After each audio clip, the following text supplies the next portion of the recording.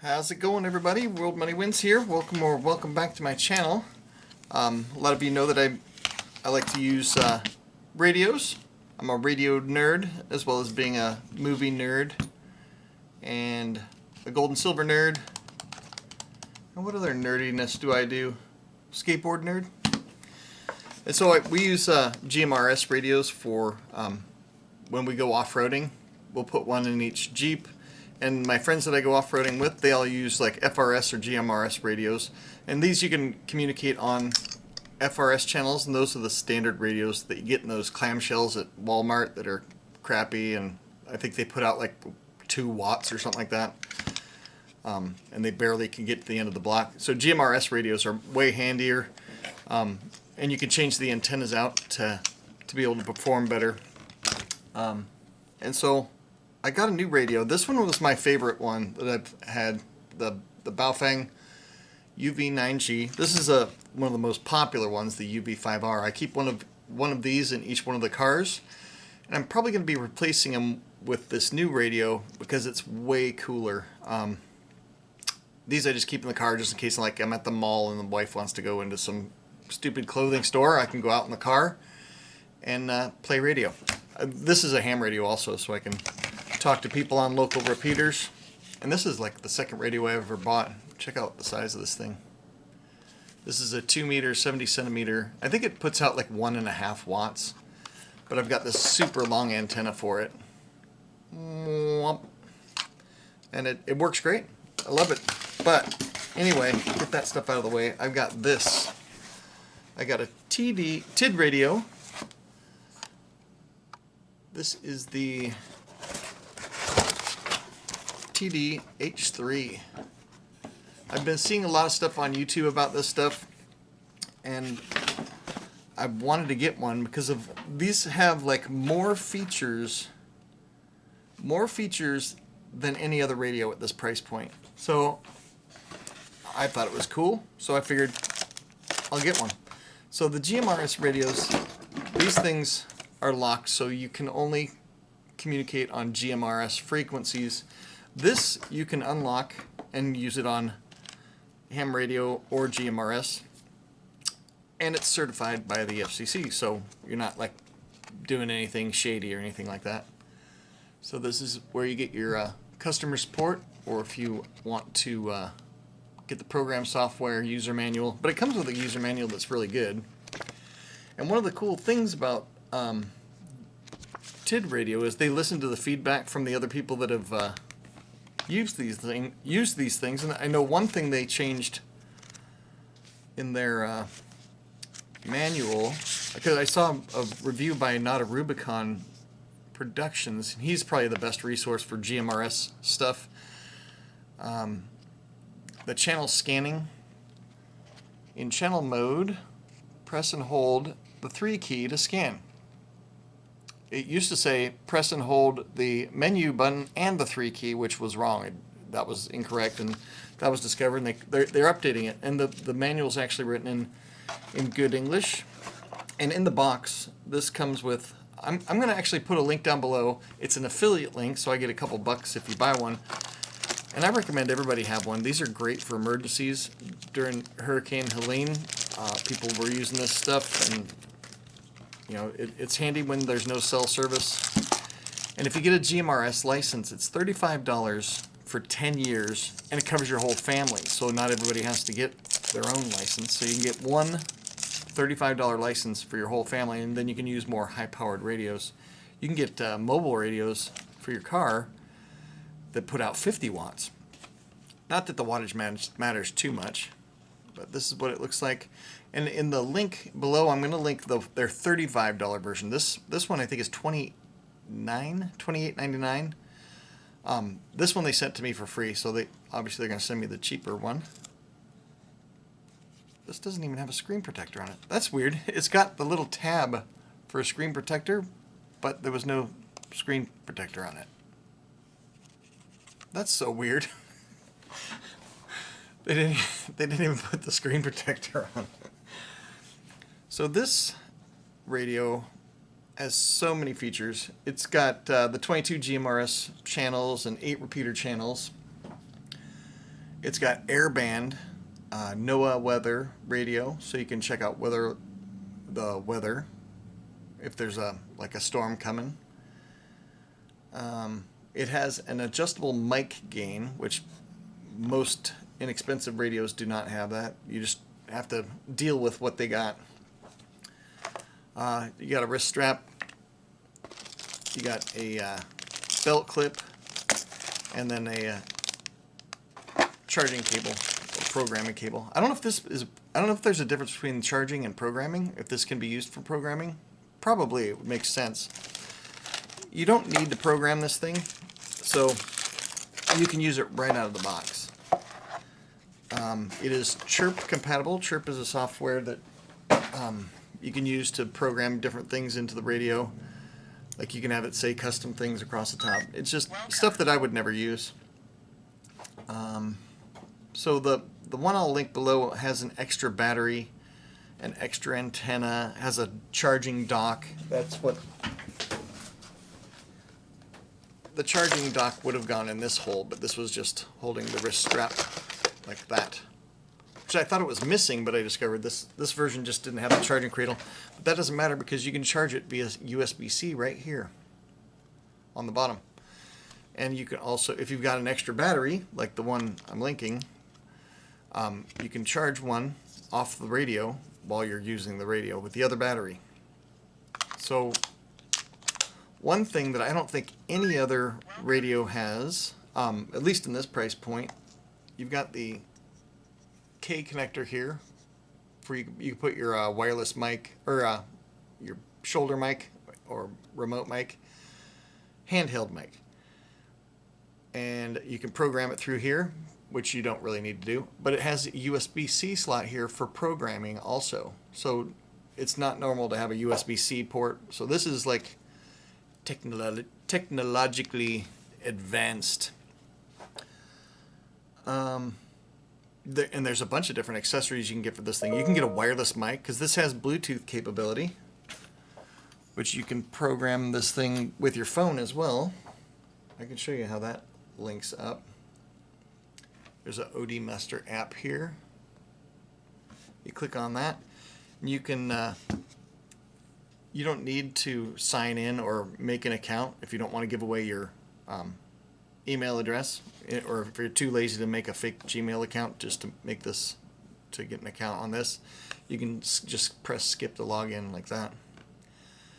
And so this blue button here you hold down for Bluetooth, and the little icon shows up here, right there. And then on this, I'll just select model, Tidradio, and this is the TD-H3 here. And then read, and it'll connect Bluetooth error. Oh, I forgot to connect Bluetooth. You gotta toggle it on. It's hard to do when I'm looking through the camera. Now press read, and you can see it's reading the radio. So it's pulling all the stuff off the radio, and then you can change all the settings inside your cell phone. Bam, and there you go. And since I don't program my radios, I just use them like they're designed. Turn them on and then push the button and talk when you're on the right channel. So I don't even need the Bluetooth thing on. I'll turn that off. What else about this thing? You can update the firmware, which I have not done for this. You don't need to. A lot of the stuff, this has more capability than I would use. And actually there's a mode I learned also from Not a Rubicon. You can change this screen, because this is kind of busy, a lot of stuff going on. You've got the power right here, high power. Let me zoom in, this is way too hard this way. High power right here, which you can change from high power to low power or mid. If you're in close proximity with your group, it's better to use the least amount of power that gets it to work properly. Because that way you're just not blasting out as far as possible. And then I always keep mine in wideband receive. It's got a power level. It's got the frequency here of the channel, and it's got dual mode, so you get two different channels here. You can scroll up and down with the channels here, or switch from the top channel to like I'm on channel 16 here, and channel 1 is down here. I can switch to channel 1 down here, like that, and then start transmitting on channel 1 like that. Oh, wait. Oh, okay. So you press. This is the push to talk for the bottom, and the push to talk on the top is for the top. So you can communicate with two different people without going between channels. So like if your wife has one back at camp and you're out four-wheeling with your buddies, your wife might not want to listen to all your guys' chatter, but she might want to get a hold of you quickly, so you can be monitoring both channels. Anyway, I was going to show you simple mode to get rid of all this clutter. It's like the menu button, and it was menu 36. No. Is it? Let's try it. Turn it off. Yeah, there we go. Now it's a more simple screen. So we've just got the GMRS channel. It's a single channel. I don't need two going on. I'm usually communicating with one group at a time. So let's see. What else can we talk about on this thing? It's got Type-C programming on the side, Type-C charging in the bottom, 8-band receive, dual push to talk, 3 modes. That's one thing that's cool about this thing is you can use it for GMRS, you can use it for ham radio, or both. And you do that by turning it off, push to talk, this button, and then turn it on. And then you got 3 different modes. Right now it's in GMRS. I'll leave it in GMRS for now, but after I'm done with the video, I'll probably switch it to normal to where I can communicate on GMRS or ham radio, so I don't have to switch it between. Because every time you switch it, it basically wipes all if you did any custom stuff, it doesn't matter to me because I don't customize my radios and program them for all weird stuff or things that I don't ever use. So I could switch back and forth, no problem. But it wipes all the changes that you've done in there, which to me it doesn't matter. So I guess I could show you what kind of wattage it puts out. It's a 5-watt radio, and I've got this cool Surecom SW102, much like my bullion bridge for my Sigma Metalytics Verifier Pro. I've only used this twice, just like I've only used the bullion bridge twice. It's just one of those things I spend a lot of money on, and I never use it. But all my friends have GMRS stuff, so if they ever need to test their antenna SWR on their mobile rig, they can borrow my Surecom SW102. So there's that, and then I've got a dummy load here, so I'm not transmitting, so nobody can receive it. It just takes the RF electricity out of the antenna, out of the radio, into this, measures it, and then puts it into this where it just kind of nukes it, instead of an antenna would be sending it out into the stratosphere. Oh, we've got to turn it on. You got to hold it down so you don't accidentally turn it on. And then on GMRS channel 16, let me zoom in more. Press transmit. And it's got this is a SWR, which is pretty good for making sure your antenna is receiving or is operating properly. And it says 4.7 watts for a 5-watt radio, which is good, which is excellent actually. If it's a 5-watt radio, it could put out anywhere from 3 to 5 watts. And it normally doesn't go over, but sometimes it does. So this does put out pretty much exactly what it advertises. So let me know, do you guys ever use GMRS radios? Do you do any off-roading stuff? a lot of times people will use those cheap radios at the from Walmart, but it ends up just being crappy. You can't talk very far. It's not very clear. They break easy. This thing is super rugged. I mean, it's like, doesn't feel like cheap plastic. And I'll probably get another one. If Tidradio wanted to send me a green one, I would not be upset about that. They have this really cool neon green one. Battery here. 2,500 milliamp hour battery. Whereas most of these other ones, I think, are 18.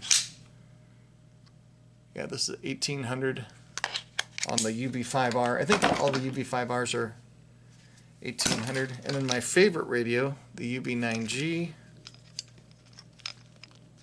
How do you take the battery off? Oh, there we go.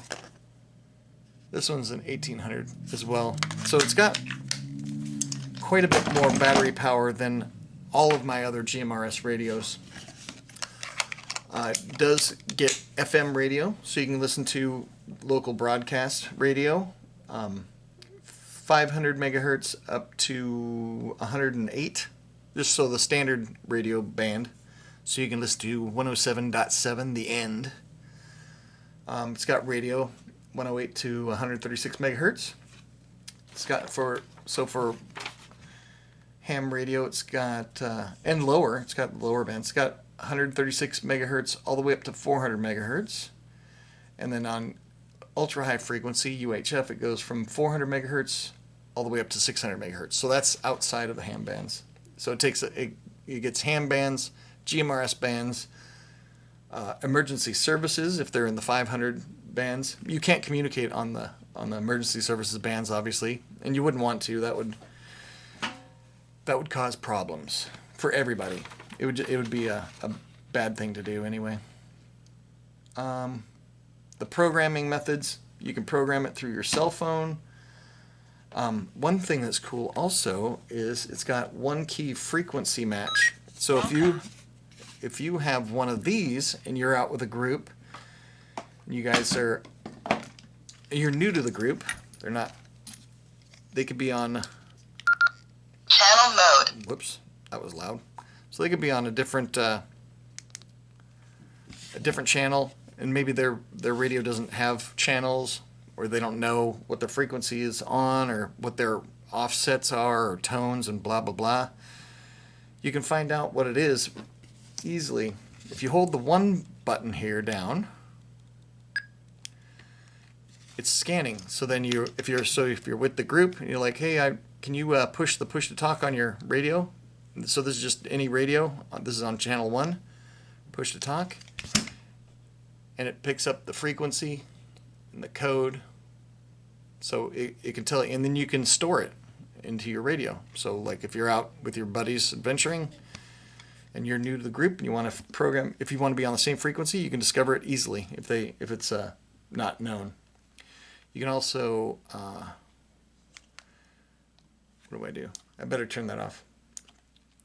You can also, if you've got two of these, so let's say you've programmed this with all your side tones and things like that for certain repeaters that you like to use, or if you and your friends are using like some scramble frequencies, which is different than encryption, encryption's not legal, but scramble tones are. If they're using that, you can, if you've got yours all programmed up, and you have another TID radio, you can wirelessly clone this radio to the other one, and it'll dump all the data. So it's kind of nice where you can make this radio exactly like the one you've been using. It does have some weird stuff also, like if you have two of these, you can set it up to where you can kill the other radio, like you can brick it by doing some certain stuff. I'm not sure how to do it, and I'm not sure why you would want to do it. And in the literature they gave me, they said it's in case your radio gets stolen or something like that. So if your radio gets stolen, you can select that radio in this and press the push to talk, and it'll brick it, so it's unusable. and if you find the radio or recover it, you can do a couple other steps and reactivate it so it's not bricked. So only you can stop wildfires.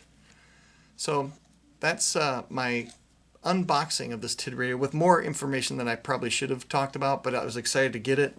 I'm going to use this, and then I'll do a review after a couple months after I get used to using it, because this is literally the first time I've really played with it. I pulled it out just to check a couple things, but I've never used this radio. So I'll test it out, see how I like it. But this thing might be the might actually take the place. Look at the size of this thing. This is my favorite one, and this is not an old radio. This came out, I think, 2 years ago maybe, and so this is super advanced, at least in the GMRS inexpensive radio world. You can get ones that are 150 but 200 bucks, but the base model of this version is 28, and the link I'll put down below is for the $35 one. It comes with 2 batteries, it comes with 2 antennas, because the main downside to the radios is these factory antennas kind of suck, and so they'll include a longer antenna that's tuned better. It's a Nagoya 771 clone that they will include with it, and then you'll get 2 batteries. So the extra battery is 20 bucks.